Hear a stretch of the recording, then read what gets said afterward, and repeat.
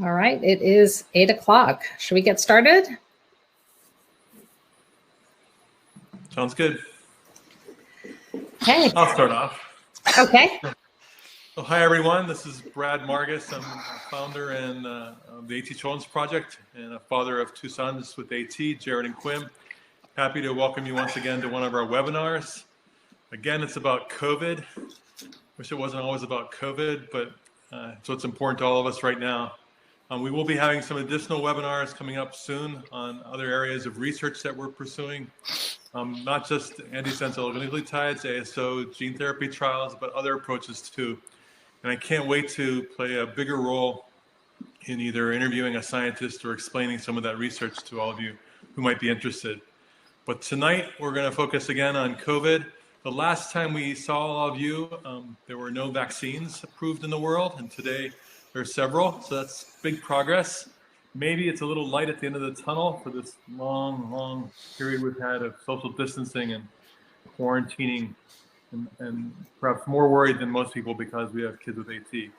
But tonight I'm happy to have Jennifer Thornton, our Executive Director from the AT Children's Project, whom is always speaking with so many of you and I think has heard a lot of your questions for tonight. And also, so I'm going to let her really interview and get your questions across to Dr. Howard Letterman, who's also on. Dr. Letterman from Johns Hopkins and our AT Clinical Center. And tonight we're going to focus particularly on vaccines, but also to maybe ask about some of the experiences so far seen with AT kids or adults who have gotten COVID. So on that note, what I'm going to do is I'm going to get off the screen. I could explain a lot about certain things in AT science and all, but I'm not an immunologist and I don't know much about this. So I don't think you need to see my face for a whole hour. I'm going to get off the screen and join all of you in watching these two. I think it's going to be really interesting. And as an AT family, we're just as eager as all of you to hear what's happening right now.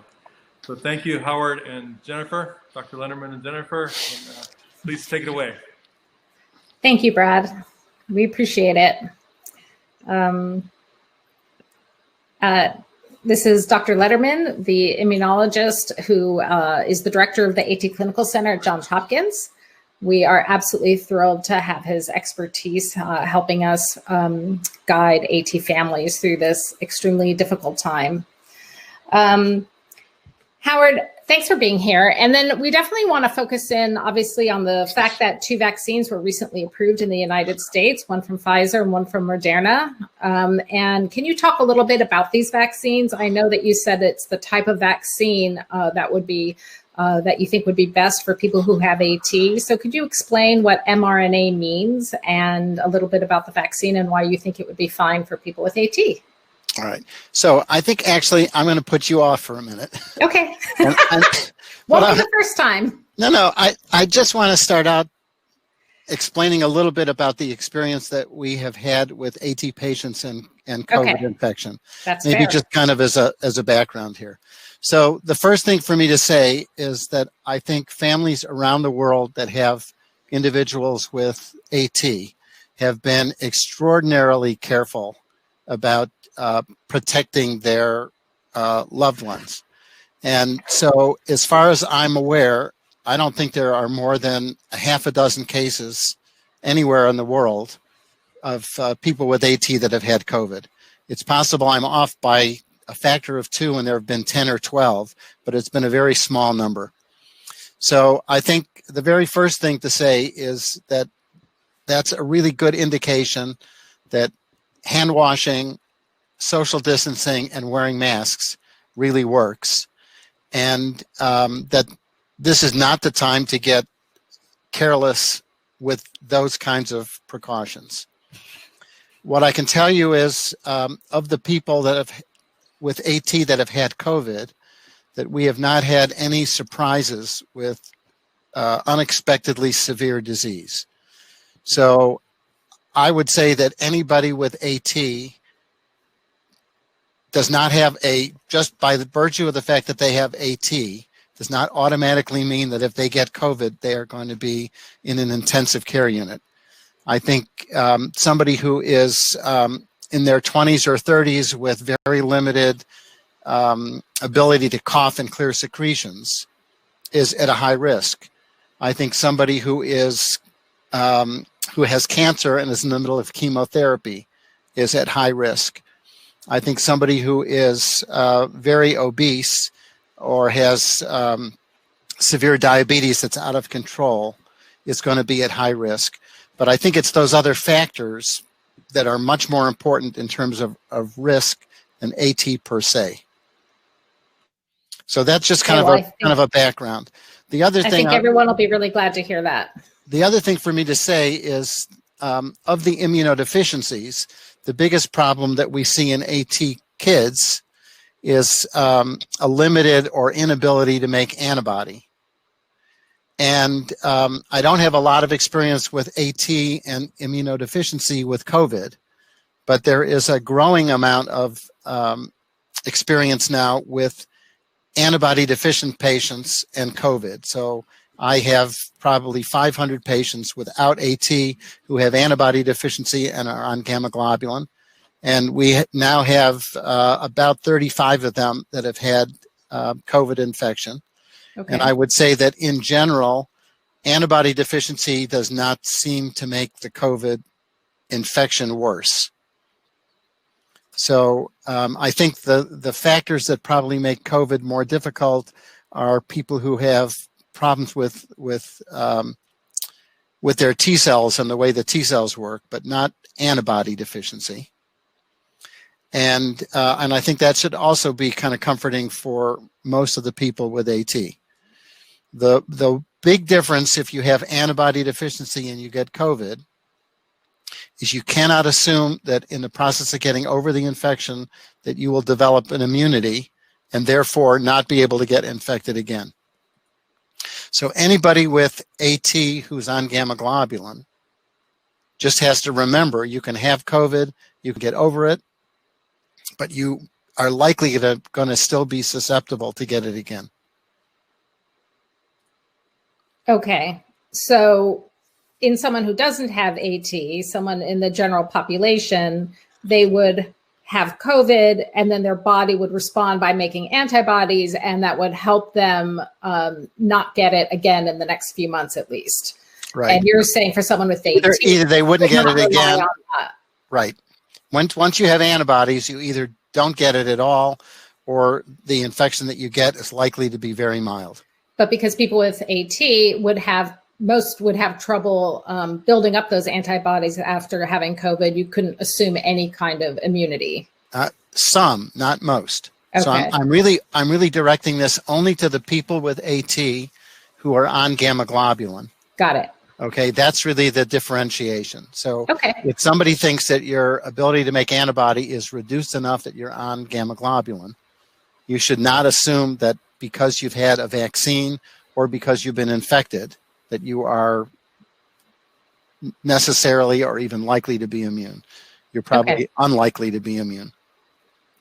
All right, so I just wanted to make sure we had that as kind of a preface. So now we can go back to your other question. Okay, now we'll get back to the fact that we do have two vaccines, one from Pfizer and one from Moderna. And of course, everyone wants to know, are they safe? Is this type of vaccine safe for people with AT and the best ones for people with AT? And is one better than the other? All right, so let me just start by talking about the way these vaccines work. So both the Pfizer and the Moderna vaccines are examples of a brand new kind of vaccine called an mRNA vaccine. So the best way to understand this is to think that we have genes in the body which direct the cell. They tell the cell exactly what to do and how to do it. And they provide directions for the cell to make every single protein. And you should all be familiar with this because ATM is a gene that tells cells to make a protein called ATM. And if that protein is not made correctly, you have AT. Okay, now there are lots of ways of immunizing somebody. And the old vaccines were mostly made by either taking a germ and killing it and injecting people with a dead germ, or isolating a specific protein from a germ making lots and lots of it, and then injecting that. And in either of those cases, we're injecting a protein from the germ into the body. The body recognizes that protein as being foreign, and you make antibody against it. The mRNA vaccine works a little bit differently. So when a gene is in the process of making a protein, the gene makes a message. The message is called mRNA, and that gives a particular organelle in the cell called a ribosome the instructions of how to assemble the protein. So what the vaccine manufacturers did was they took the instructions for making a protein on the outer surface of COVID-19 called the spike protein, which is absolutely essential for that virus to be able to bind to our cells and infect them. And rather than inject the protein, these vaccines inject this message, this instruction, which gets into our own cells and then instructs our own cells to make the protein. Now, the reason that that's important is if you inject a protein, essentially the only part of the immune system that gets immunized to that protein is the part that makes antibody. If you make a protein inside your own cell, if you make a foreign protein inside your own cell, you immunize both the T cells and the B cells. And so it provides a much stronger immune response. And even in somebody with antibody deficiency, it may provide a way of boosting the T cells and providing another degree of protection. All right, now there's a lot of misunderstanding about these RNA vaccines. These vaccines are killed. You cannot catch COVID from getting the vaccine. If someone in your home gets this vaccine, they cannot transmit that to anybody else. So there's no concern if, let's say, there's an adult in the house who's a first responder who has an opportunity to get a vaccine. They don't need to be worried that if they're immunized that maybe they'll be able to transmit this disease to their child with AT. That is not a concern at all. It's a killed vaccine. From the vaccine itself. But right, at that point, after that first responder has been in the community, could they be a silent spreader? Does the vaccine stop them from getting symptoms, or does it actually stop them from being able to carry COVID around? So that's a question that we don't know yet. Okay. So we know that there's a very high chance that if you get the vaccine, it will decrease the chances that you will have a severe infection. It significantly decreases the chance that you'll have any symptoms at all. We don't know yet whether it means that you will not possibly be infected, and so there's a chance that you might be infected, have absolutely no symptoms, and not know you're infected, but still be able to transmit the virus. So we can talk about this more later in terms of what it means that there's a vaccine, in terms of what people should be doing different on a daily basis. Might not be much at this point. Yeah, well, that gets back to the first point that I think just because there's a vaccine around doesn't mean that people should now relax. Yeah. So I think it bears repeating a few times, I'm sure. Yep. Between the two, between Pfizer and Moderna, does one have an advantage over the other, or are they equal for people with AT? I think those two vaccines, as far as everything I've been able to see that's been published, I would say are equivalent. Okay. In the normal population, they both have an efficacy of about 95%, meaning that they reduce the chances of somebody getting sick from COVID by about 95%. They have a very similar profile of side effects. And so I don't think there's any difference at all. The only rule is if you get the first dose of one vaccine, you got to get the second dose of the same vaccine. Right. So it makes no difference what you start with, but if you start with Pfizer, you should get a second dose of Pfizer. If you start with Moderna, you get a second dose of Moderna. And getting 2 doses is really important. The first dose kind of primes your immune system, and it gets you antibody and gets you some protection. But what gives you long-lived, what we hope will be long-lived protection, is getting the second dose. Right. So if you do get your first dose, be sure to go back for the second. Right. Definitely. So I know that we talked before this a little bit about everyone with AT considered to be at high risk. So as the government starts saying who's going to be eligible to receive the vaccine, you would say everyone who has AT should consider themselves in a high risk category and should try to get vaccinated with that group. Is that right? That's correct. And I'd be happy to supply a letter, or we can put it on the website, that that just says that ataxia telangiectasia should be considered a high-risk condition. Okay. Okay, great. And in that case, everyone would be able to have a copy of that letter. And as soon as it's on there, we'll be sure to email everyone to let them know that it's there, that they can get it. So there was a guidance from the CDC, something about excluding people with immunodeficiency. And you said that that's about something else and that should be ignored regarding people with AT. Did I get that right? Yeah, so the FDA has to be very careful when they provide any kind of an approval or an emergency use authorization. And they provide that approval based on the data that they've seen. So they are never going to say, as an example, that this vaccine is approved for people with AT unless there was some study and there was really data. Now, we can collect that. So certainly anybody who gets a vaccine, we should have something set up on the website so that we can capture information about every one of our patients who gets the vaccine. We should be able to capture information about whether they have side effects and what they are.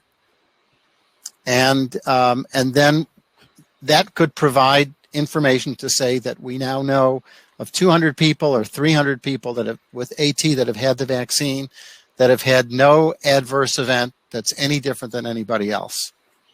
Great. But until there's that information out, the FDA is not going to issue an approval that goes kind of beyond a narrow range. Now, that's very common for the FDA.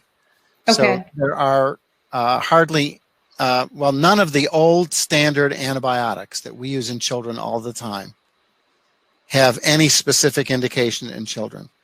They were all tested 1 million years ago. They were tested on adults. They were found to be safe. There's no reason to think that they're going to be any less safe in kids, and they're just used. But if you look at the FDA approval, it doesn't say anything about the use of amoxicillin in children. Well, so that brings us to the question about kids. I was going to ask you later on, but since you're mentioning this, and I see some people are asking about this. So there is the fact that the Pfizer vaccine is for people age 16 and up, and Moderna has been approved for those 18 and up. So what does that mean for people with AT age 15 and under? Does that mean that they won't be allowed to get it for the next number of months before it's actually been approved for kids? What happens? So that's really going to be a decision up to the local health department. And, and I don't know what individual places are going to do. My suspicion is that doctors' offices or specialist offices in hospitals are going to have X amount of vaccine, and that nobody is going to monitor exactly who gets it, and that they would be able to extend the vaccine down to an age younger than 16 or 18. I suspect if you go to a public health clinic or maybe a Walgreens where this may be open to the general public, that they will be much more careful about those rules. So as an example, they may say right now that Walgreens in Maryland is only going to give the vaccine to people over 75, period. And if you're 74 and a half, you're just not going to get it because that's not what the government has allowed us to do. This is likely to be a moving target, though. Right. By the same token, some local health departments might immunize the whole household where you have someone who's at high risk, and others might say, no, just the individual who's high risk. I mean, there's no way we're going to know at this point whether the letter saying that people with AT should be considered high risk and should be immunized, whether or not that would count to get the whole household immunized, right? That's correct. Yeah, so there's going to be a lot we don't know. And to everyone who's watching, we hope that you do stay in close touch with us and let us know what your experience is if you do try and get your kids vaccinated who are under the age of 16. Let us know what worked, what methods you used, how you went through it. And we'll just stay in close touch as we all learn more information. Yeah, I would say if you have somebody in the house with AT who is under the age of 12, who does not and has not had cancer, and is not on gamma globulin, and doesn't have terrible lung disease, which probably pertains to most of our kids under the age of 12, that I don't consider them to be at really super high risk that I'm going to stay up at night worrying about it. Now, I would say we got to be careful about their COVID risks, but that's not the population that I think we should be really trying to get right up to the front of the line. Like, you're most worried about the older people with AT in terms of risk from COVID. So the fact that they can all get vaccinated is the most critical thing that you're worried about at this point. That's the first thing that we have to deal with. That is very fair. So let's talk a little bit about side effects. Would you expect that people with AT to have the same side effects as people in the general population, or are you more worried about particular side effects? Would you consider it safe in that perspective? All right. So number one, the side effect that everybody is worried about with these vaccines is that there have been reports of a small number of people who have had a very severe sudden allergic reaction to the vaccine. It's called anaphylaxis. That's happened in a very small number, but it has happened in a few patients getting the vaccines that are being used in the United States right now. That is a reaction that requires IgE, a very specific kind of antibody, and there is virtually no AT patient on the planet who's able to make IgE. So I would say that the risk of one of these very severe, overwhelming allergic reactions in an AT patient is virtually nil. Okay. Okay. That's the only reaction that I think really matters, to be honest. Okay. And it's the reason that every place that gives these vaccines is now saying, we give the vaccine, but you have to hang around for 15 minutes so we can watch you to be sure you don't have a reaction. It's what's going to frankly slow down the whole immunization process, because you have to have space for all these people to be waiting for 15 minutes. But I would say that I am not worried about that at all in somebody with AT. Now, the other side effects are irritating, but they are not life-threatening in any way, and they are nothing that I would consider to be either more severe or more likely or more debilitating in an AT patient. So the most common things that we see in with either of these vaccines are fatigue, headache, muscle pain, sometimes a low-grade fever, very rarely a fever over about 101. But mostly, I think when people get side effects, they kind of feel yucky. I don't know. There's no better way to put it. They just kind of feel yucky. It's a good medical term. And, Tylenol or ibuprofen or naproxen, whatever you usually take for that kind of yucky cold feeling, should have a reasonable effect. They're all very uncommon with the first dose, and they're more common when you get the second dose. Interesting. Okay, and I'll just say in all of these trials, half the people got the real vaccine and half the people got placebo. They just got like an injection of salt water. And it's really interesting if you think about, let's say, fatigue, which was the most common side effect. Okay, fatigue of some degree or other was reported in about 50% of the people that got the COVID vaccine. But it was reported in 25 or 30% of the people who got nothing. All they got was they got shot in the arm. And some of this is, what you believe is going to happen. So the real risk of fatigue from the vaccine is probably more like 25%, not 50%. And the real risk of headache is probably about 20%, not 40%. Okay. So not to be too concerned about possible side effects, and no reason to believe that someone with AT would have worse side effects than someone without AT. Absolutely.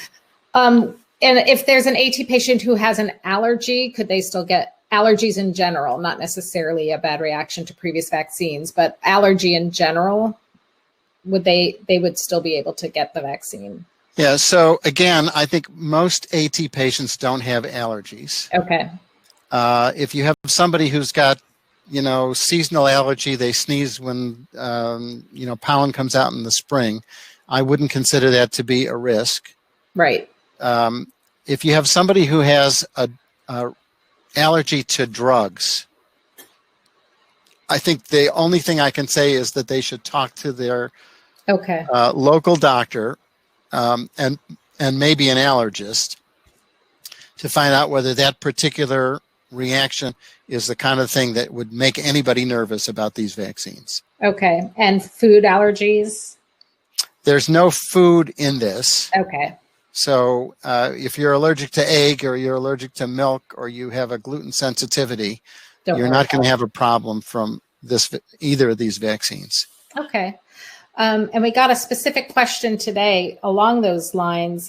The Moderna insert evidently asks about things like cheek implants and cosmetic fillers as being a problem. So one AT mom was wondering if that would mean that you could have an issue with things like G-tubes or ports or scoliosis rod. Another parent today asked about Botox, potentially the fact that their child gets Botox shots to help with movement. If that could be a problem. Is there anything that some AT kids get like that would be problematic for the vaccine? So again, if there's nothing in a G-tube that would make me concerned. I can't tell you about every filler that's used. So these vaccines have a chemical in it called polyethylene glycol. That's actually pretty common. If anybody's taken Miralax for constipation, that's the biggest ingredient in Miralax. And most people take Miralax and they don't get any kind of allergic reaction. So if you've had some injection of something and you've had an allergic reaction to it, you need to just talk to your doctor about exactly what that product was, so that somebody can look at the ingredients and get an idea about whether or not there's any ingredient in what you reacted to that might be shared by one of these vaccines.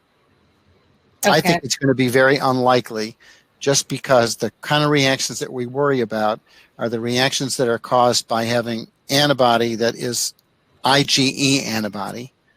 And that is extraordinarily difficult. In fact, it's one of the hallmarks that we use if we have a case and we're not exactly sure if somebody may or may not have AT, is we look to see if they are IgE deficient. And most of the patients are. Okay. All right. Well, that's really interesting. So I definitely want to talk some more about how effective you think the vaccine might be in people with AT, and whether or not they're going to need antibody testing afterwards. And if so, what that would look like. So I don't have any idea whether AT patients as a group, and certainly any individual, is going to make antibody in a way that's similar to what was seen in a normal population. So the general advice I would give, which is what I've been giving to every one of my immunodeficiency patients who have other kinds of problems, is that that they should get the vaccine. Okay. And about 4 to 6 weeks after the second dose of vaccine, they should either ask me or their doctor to send a test to measure the anti-COVID antibody level. That's a regular test you can order from Quest or LabCorp. It's not some specialized research test. And that will be the best indicator about whether that person has developed an antibody level that would be equivalent to what's been seen in these studies that would suggest that person is immune. And again, I think that's information that would be extraordinarily helpful for us to collect as a group. Great. The same way that we collect information about side effects, we should ask people to get these antibody tests 4 to 6 weeks after the vaccine. And let us know. And we probably need to collect a little bit of more information about what that person is like in general. But we can design some kind of a data collection form. But I think that will be very helpful for us to inform the community as a whole. And I'm willing to look at those numbers as they come in and be able to say, based on a normal population, this looks like about the same amount of antibody that appeared to be protective, or based on what we know in the normal population, this doesn't look like very much antibody at all. Right. But you're definitely suggesting people get the 2 shots and then 4 to 6 weeks later to get the antibody test, not to have it done after the first shot and then start deciding if you're going to have a second shot or anything like that. 2 shots, 4 to 6 weeks later, antibody test. For those of you asking for everything, for the name of the test and whatever else, we are going to be putting the information from this webinar and about vaccines in general on the website within the next few days. So don't worry, we'll get the name of it and a lot more details in writing for you so that you'll have the notes from this call. It may take till the weekend, but we'll get it out. Yeah, okay. Well, give us a week. Give us a week or so. That'll be a little better. So let's talk about those patients who get immunoglobulin, like IVIG. We definitely have gotten a few questions from people about whether or not it's going to include antibodies to COVID anytime soon. Does that cause any problem with getting a vaccine if you're also getting antibodies from those products? Can you talk a little bit about that? Yeah. So if you're getting IVIG or immunoglobulin, that says that your ability to make antibody is limited. Now, in most cases, it doesn't mean the ability to make antibody is 0. It just means that it's limited. And these particular vaccines have been leading to the production of antibody at levels that are 10 to sometimes almost 100 times higher than people get after they have COVID infection. Wow. So I would not say that just because someone is on gamma globulin that they shouldn't get the vaccine, because this might be such a powerful kick in the butt that that it's possible that somebody who doesn't make antibody to some vaccines might be able to make some antibody to this.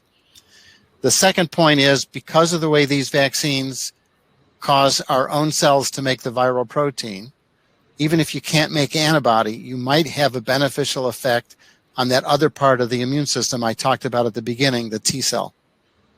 So it might mean that you can't prevent the infection, but if you get an infection, your body is going to have an enormous head start in terms of fighting COVID, and therefore make it a more mild disease with a more rapid recovery.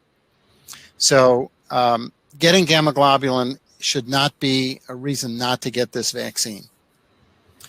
Gamma globulin is going to have antibodies from the general population.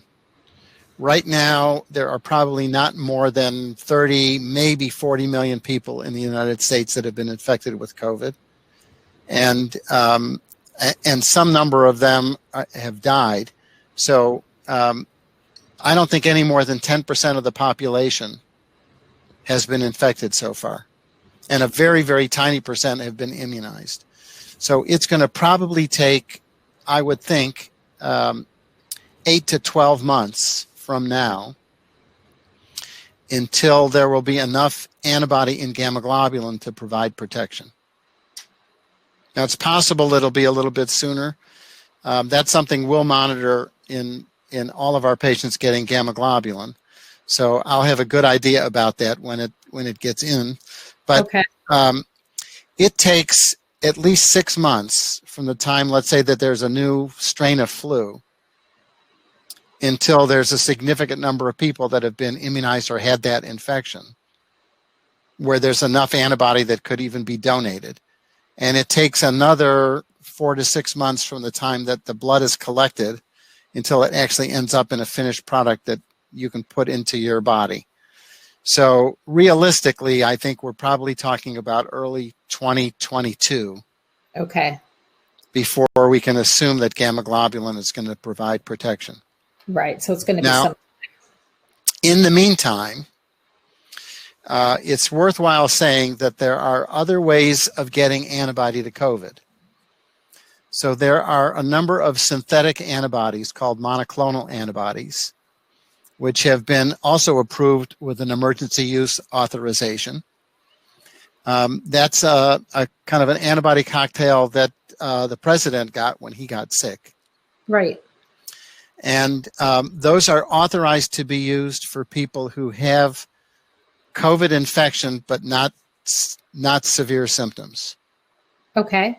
So right now it's available if somebody were to get exposed, and we know they're exposed, we would do a test so that we could try to make the diagnosis as early as possible.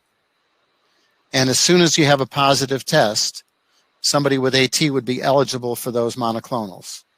That provides antibody, just like what gamma globulin does to provide antibody to other kinds of infections. And those have been very effective at minimizing the effects of a COVID infection. They only can be given to people that have a positive test and are not sick enough that they're in the hospital. That's the way it was designed. There have been some concerns that if you're very sick, that getting these antibodies may cause a problem. There is actually a large supply of that antibody that's not being used. So there should be no problem with supply of getting this for anybody who has AT and gets an infection that you can diagnose early on. It shows you how much has changed in the last few months since we started doing these webinars, doesn't it? I mean, yeah. How much more we know about how to treat it, how much more available these antibodies are. It's good news. Yeah. Now, the other thing about those antibodies is if or when the vaccine becomes really readily available, so there's lots of vaccine around, we should have less need to use those monoclonal antibodies for people who are sick. And we may get to a point where we could give a dose of a monoclonal antibody every 2 to 3 months as a way of providing protection to people who can't make their own antibody. Okay. Right? There's not a supply right now, and it's not licensed for use that way. But there are other examples of diseases where we give monoclonal antibodies to prevent disease in people who can't make their own antibody. Okay. Well, that's good news. So things will just continue to develop and become more available and change. And okay. Right. Yeah. Everything about this field is a moving target. And everything that I tell people right now is likely to change by the end of the month. Right. So there are things we know a lot more about. There are a lot of things that we still don't know about. And then there are things that are changing a lot. So it's definitely the moving target, like you said. Right. I don't want to forget to ask you about AT carriers. So AT parents, several of them have asked us if they should be considered like everyone in the general public in terms of the vaccine being safe for them. And I'm guessing the answer is yes, but carriers are wondering whether or not they should feel like they can go ahead and have the vaccine. Yeah, I don't think carriers are at any increased risk over the general population for having a bad problem with COVID or for having any problem with the vaccine. Okay, thank you. And then we touched on this a little bit, but let's talk a little bit about post-vaccination life. So I'll give you a scenario. The parents who have AT get vaccinated. They have friends who are vaccinated. Can they get together in a social gathering at that point without masks or with masks? Like what happens when people start getting vaccinated, but it's not to the point where everyone's feeling comfortable about going out and lockdowns are lifted and all that kind of thing. What does the transition really look like post-vaccine? So that's going to depend a lot on data that we don't have yet. Okay. So I think once we know whether people who are immunized who don't get disease can be asymptomatic carriers or transmitters of the virus, I think then we're going to know how to answer the question. Okay. So we really want to drive home the point that in the meantime, before we know that the answer to that question, getting a vaccine doesn't mean life back to normal. It means you've got the vaccine. We're hoping it offers you some protection, but still social distancing, staying at home, washing hands, that's still going to be pretty much par for the course until we know more. I think that's the fair thing to say. All right. Okay. The other thing I'd say is that just in general, social distancing and careful hand washing have always been a really good way of preventing respiratory tract infections. And I'm really hoping we're going to be able to get back to, some hugging. And I'm certainly very hopeful that we'll get rid of the masks. But careful hand washing, having people stay home when they're sick instead of going into work and coughing and sneezing all over the place. Those are things that maybe, those would be good habits to continue to carry forward, whether we have SARS-CoV-2 or not. Okay. And how about kids heading back to school? We'll know that more as the months wear on, right? As more and more people are vaccinated and as the rate goes down in counties and those kinds of things. There's no rule that as soon as a high schooler gets vaccinated, for example, at 16 or 17 years old, then it's immediately back into the classroom, right? Well, you can't assume that as soon as somebody gets a vaccine that they're fine, particularly somebody with AT. We don't even know if that vaccine is going to work, and we don't know how long the antibody is going to last. Okay. So I think you just have to proceed with caution. Okay. Okay. Again, having said that, I think the experience in a lot of elementary schools has been that there's not a lot of spread of symptomatic disease that's causing problems. There's not been a lot of transmission from one second grader to another second grader, and there are very few cases where a young child is the transmitter to somebody at home. Okay. Now, again, nothing is zero, and it depends a lot on the circumstances. So, if there's an elementary school and they're really good about social distancing, and some schools have plexiglass barriers, some schools are having kids come in every other day so that only half the number of kids are in the classroom. Today I had a family that came to visit us where their two kids have been in school since I think October, full time. And there was one small outbreak which occurred in December, which closed everything down for a couple of weeks, and they're back in business and back in school, and they're doing fine. So I think those are issues that depend on exactly what's the local environment. Okay. Okay, what's going on within the community in terms of spread of virus, and what are the facilities and the resources in the particular school. And in general, it seems to be safer for the younger kids than the older kids, which goes along with what I had said before, that if you're under the age of about 12 and you have AT and you're not obese and you haven't had cancer or have cancer right now, and you don't have bad lung disease, that you can probably not be crazy. I don't want anybody to be, say we don't have to be careful at all now. That's certainly not the message, but I think it's okay to take a couple of deep breaths, and it may be okay in certain circumstances for a child like that to be able to get back to school. Okay. Can people who have AT and currently have cancer or undergoing treatment with chemotherapy or had cancer recently, can they get vaccinated? So I would say anybody who is currently getting chemotherapy should not get the vaccine.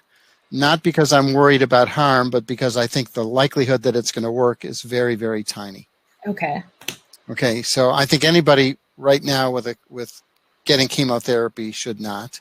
Okay. Anybody who's gone on a very high dose of prednisone or some other immunosuppressive agent for maybe severe arthritis should talk to their doctor. But I would probably say the chances of it working, of the vaccine working, are probably small, and I would probably delay the immunization. Those are for people who are currently on a high dose of steroid. How about people on Right. a low dose, like those participating in the Aridel trial? I know they're out of the age range of people who can get the vaccine, but, you know. Yeah, I don't think that the dose in the Aridel trial would suggest that they shouldn't get the vaccine. Okay. All right. Someone's asking about Epstein-Barr. How about someone with AT who has Epstein-Barr virus? Can they get the vaccine? So now you're going to start asking very specific questions. So, most people who have Epstein-Barr virus have infectious mononucleosis, and it lasts for 4 to 6 weeks, and they get over it. Okay. And when they're over it, I think it's fine. I think in the middle of infectious mononucleosis, I wouldn't get a vaccine. Right. I would put it off. So that's a very general answer to a general question. And if people have specific medical questions like that, I should talk to your doctor or call the clinic or something along those lines. It's going to be impossible to go through every scenario for both carrier conditions and patient things and to figure out what should be done on an individual basis. Correct. Okay. That is very fair. Howard, is there anything that I missed that you feel is important to get out? I don't think so. I think for the general population that this vaccine is going to cause a little bit more in the way of side effects than we're probably used to having. For older adults who get Shingrix, which is the new shingles vaccine, I think this is going to be kind of in line with what they get. But it's probably going to cause a little bit more in terms of soreness at the site, or maybe just kind of, like I said, feeling yucky for a day or two than a typical person gets with the flu vaccine. But none of these are serious kinds of side effects, and they are all very easily manageable, and I don't think should be considered in any way a deterrent to getting a vaccine to prevent what in some people has been an extraordinarily serious disease. Okay. Well, thank you for that. Before we end, I definitely want to give a shout out to all of our grassroots fundraisers, our families and friends who have raised money to help fund the AT Clinical Center at Johns Hopkins over the years. So just thank you, everyone, especially during this extremely difficult year. You've done an amazing job pivoting and making things happen virtually and every other way. So I just want to give a shout out to everyone who's helped make that happen. And again, we will have this available for you as a replay, and we'll also have some notes available within the next week. We'll give us the weekend in case we need it to get this information, and it'll be on our website at atcp.org. And we will also be sending it out to you, a link to it as soon as it's up. Okay. And I think we will try to put together a way of capturing information. Yeah, I think that's a great idea. I would really love to do that. We could come up with a brief form on the website and encourage everyone as they're getting vaccinated to keep in touch about any side effects. And then also, that was interesting to get their antibody results also, so we can see what happens after that. Yeah, I think that'll give everybody in the community information that we don't have and we won't be able to get any other way, and probably won't be able to get any other time. Yeah, exactly. Yeah, we'll definitely get that together sometime within the next 2 weeks for sure. I'd love to see that up and running. Well, thank you very much for your time. I know how much the families appreciate it. Hi, everyone. We missed seeing everyone in person at Marathon Weekend last weekend, but sending everyone lots of love and stay safe out there, okay? Thanks, Howard. We'll talk to you soon. All right. Bye. Bye, everybody.